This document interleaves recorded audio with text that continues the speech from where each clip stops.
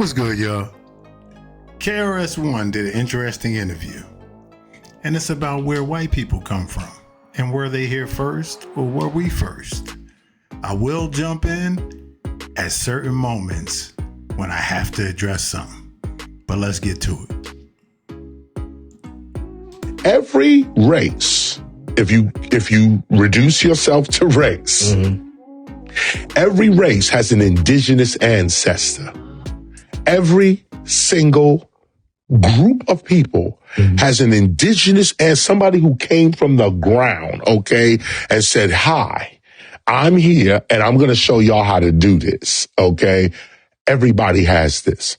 There's an out of Africa theory that says all of us come out of Africa. That's the leading theory right now. Genetics seems to be proving this as well. Biological information seems to be proving this as well.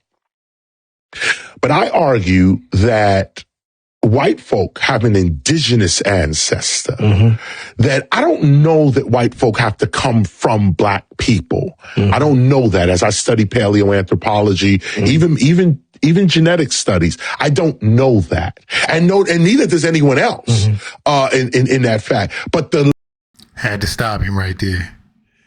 He led off by saying that genetics lead you down the path of out of Africa. Why is that? Because the place with the most genetic diversity is where a thing started. So in Africa, it starts with the E1B1A, haplogroups and all those types of things. Then there's mutations. Every mutation is chronologically marked. For example, blue eyes 45,000 years ago. Red hair 15,000 years ago. All of these things are in a person's genetic code. If you pay for the expensive version, you'll see the breakdowns. So for him to say, wait, I have my own theory, is just a little odd. Now, there's people that's going to say the Neanderthal is where white people come from, and they have about 3% in their DNA. But Neanderthal is a whole different species altogether.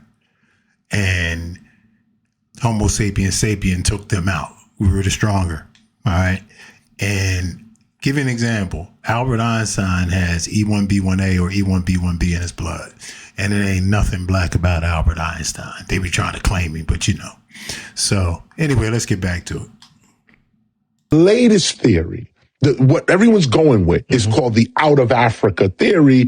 All human beings out of Africa are from a group of African women we call genetic Eve or African Eve. When you're looking for your spirituality, you have to be very, very careful on who's educating you, especially when they're colonists and imperialists and their institutions. Here's why. So I'll give you just a quick theory. It's called the aquatic ape theory. You can look this up. Aquatic ape theory is part of what I'm going to say is this, that we also say that humanity came out of the ocean, that humans were amphibious at some point.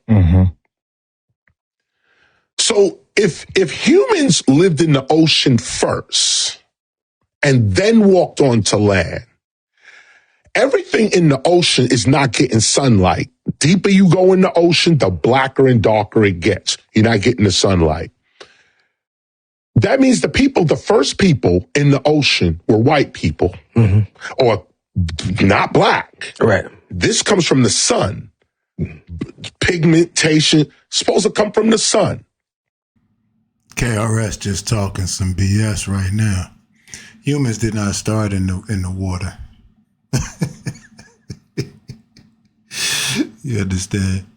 And to say that pigmentation is strictly from the sun, no. Pigmentation is generated to deal with the sun more properly.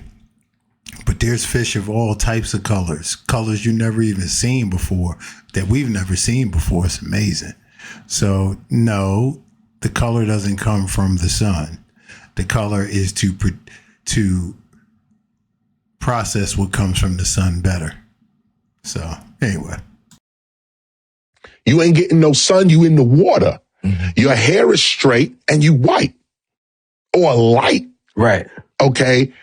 Now, my daughter says, when I first told her this, she said, but Dad, plants are green too in the ocean. And when they're green turns to brown in the sun.